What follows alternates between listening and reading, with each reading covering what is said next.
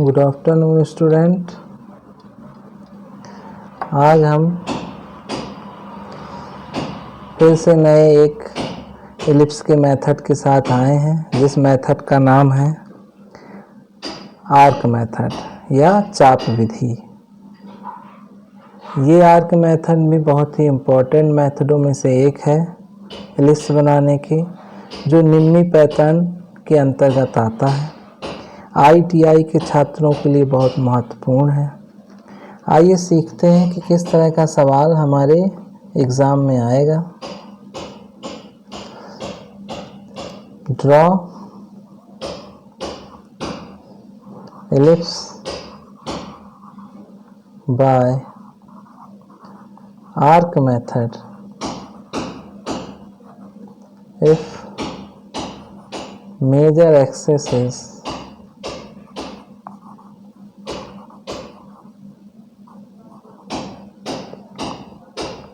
major axis is 100 mm and minor axis 60 mm। इस तरह का क्वेश्चन रहेगा। अगर हिंदी में इस क्वेश्चन कहा जाए तो दीर्घवृत्त की रचना करनी है।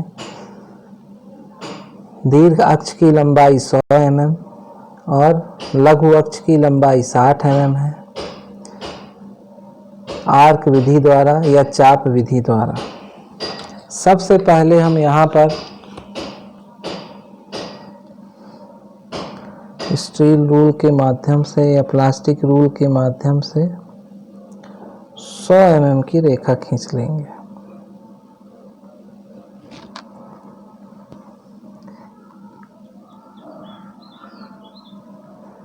ये चूंकि अक्ष है तो अक्ष भी हमारा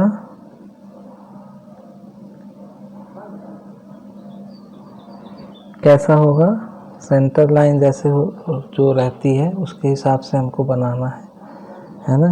ये केंद्र को जैसे केंद्र रेखा रहती मध्य भाग को प्रदर्शित करती है। तो ये हमने अक्ष बना लिया है AB, that is a major axis या दीर्घ अक्ष जिसको हम बोलेंगे। फिर 90 डिग्री चांदा लगा के बनाएं, बिल्कुल सीधा खींचेगा जिससे अच्छी चीज़ें बने प्रोटेक्टर के माध्यम से। बाद में क्या होता है कि आप सही माध्यम से नहीं कर रहे हैं तो चीज़ें गड़बड़ हो जाती हैं, ठीक है।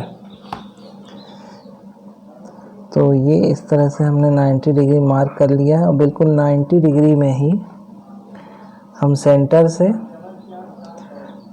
30 mm ऊपर और 30 mm नीचे, क्योंकि हमारा जो CD है वो 60 mm का है, ठीक है। तो ये देखिए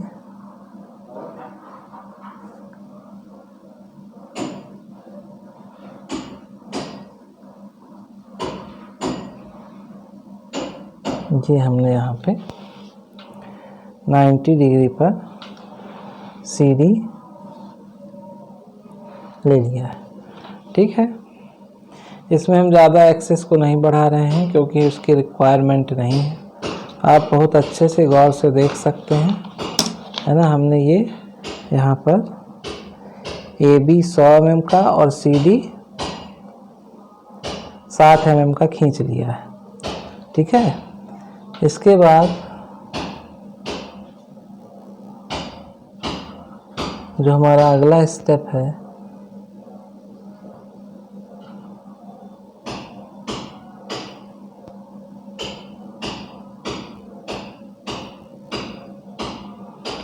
वो ये है कि हमको अब फोकस लेना होगा। क्या लेना होगा? फोकस।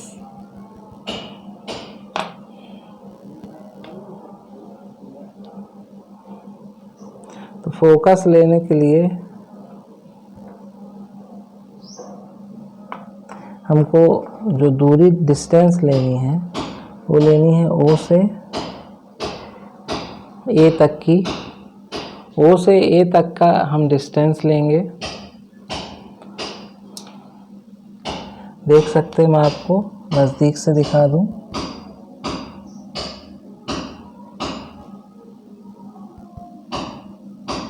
आपको ओ से ए तक का डिस्टेंस लेना है, इस तरह से लाइनों को खींचना है।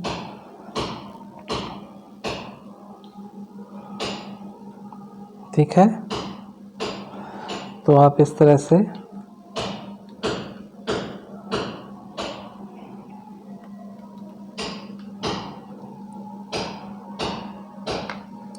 बना सकते हैं। इसके बाद आप क्या करोगे, ओ से ए की आपने डिस्टेंस ले ली,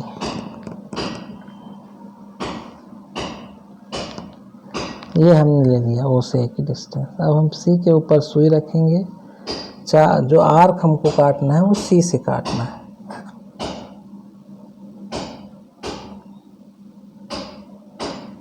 हम आर्क काटेंगे सी पॉइंट से। ठीक है,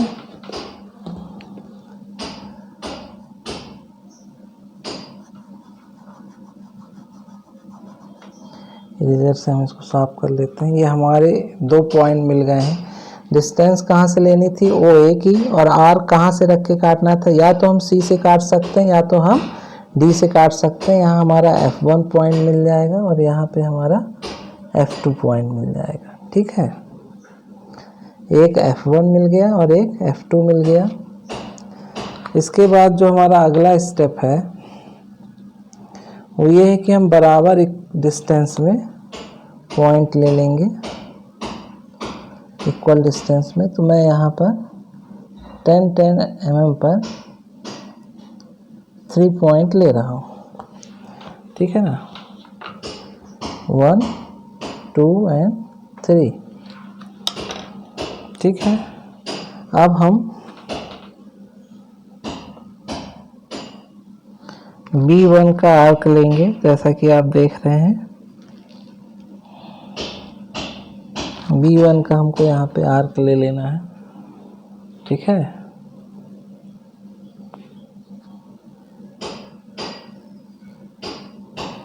ये देखिए हमने B1 का आर्क ले लिया है।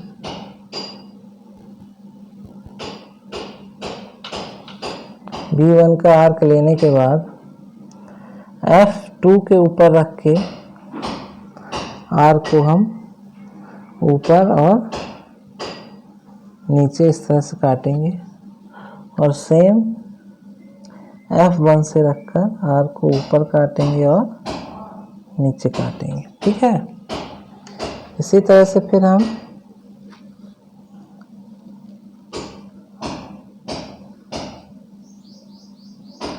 B2 का आर्क ले लेंगे।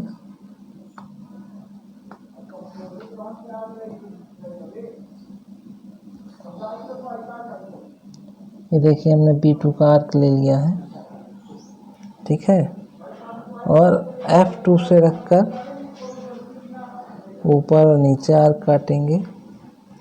इसी तरह से F1 से भी रखकर ऊपर और नीचे आर्क काटेंगे। ठीक है, फिर हम B3 का आर्क ले लेंगे। आर्क हमको F1 और F2 से रख के काटने हैं। ठीक है, फिर हम B3 का आर्क लेंगे और आर्क कहाँ से रख के काटेंगे, और F2 से रखकर।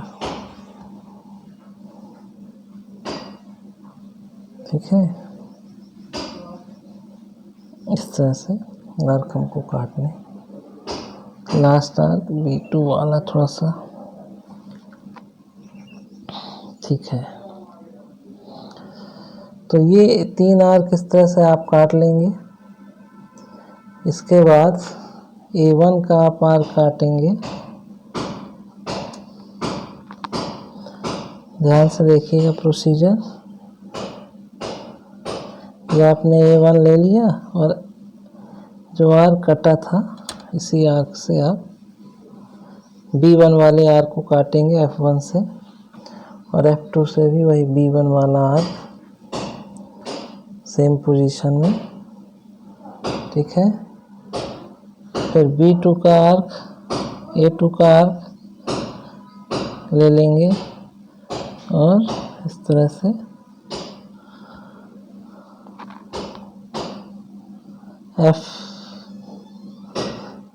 1 से रखकर और F2 से रख के आर्क को काटना है, जैसा कि आप देख रहे हैं।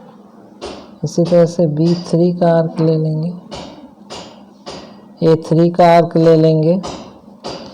A3 का आर्क लेने के बाद आपको F से ही रख के आर्क को इस तरह से काटना है,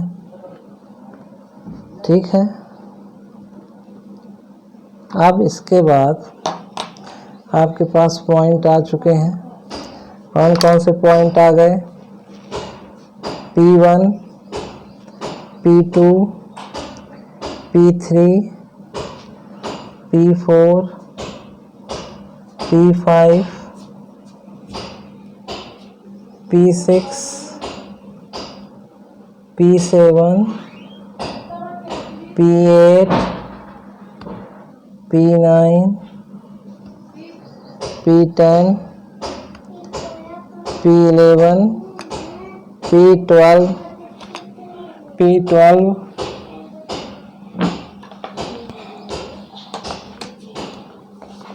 अब हम इस आर्क को फ्रेंच कर्व की माध्यम से या फ्री हैंड मिलाएंगे। और कैसी आकृति में मिलाएंगे? अंडाकार आकृति में, जैसा कि आप देख रहे हैं, ठीक है। P1 से होते हुए P2, P3, C से होते हुए, इस तरह से इसको मिलाते हुए, जैसा कि आप देख रहे हैं, है ना, सिस्टमैटिक तरीके से जो जो आपके पास पॉइंट हैं उनसे होते हुए आपको मिलाना है, ठीक है।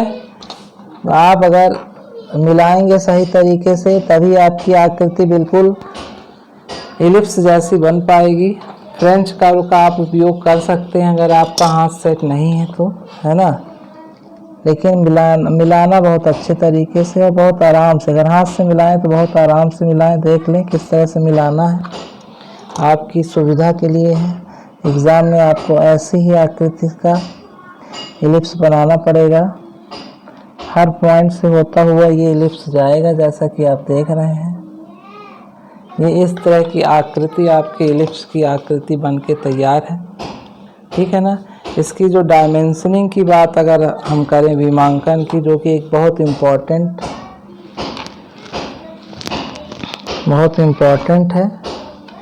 है ना, तो इसको आप देख सकते हैं कैसे करना है इसका विमांकन। ये हमारा 100 mm का था, हमने 100 mm की लाइन यहाँ पे खींच देनी है, ठीक है। और 100 mm की लाइन खींचने के बाद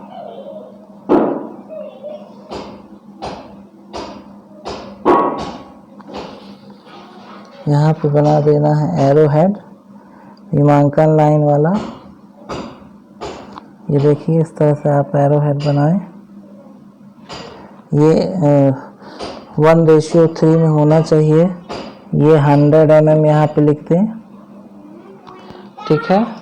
100 mm यहाँ लिख देंगे। इसी तरह से आप इसके साइड में चाहें तो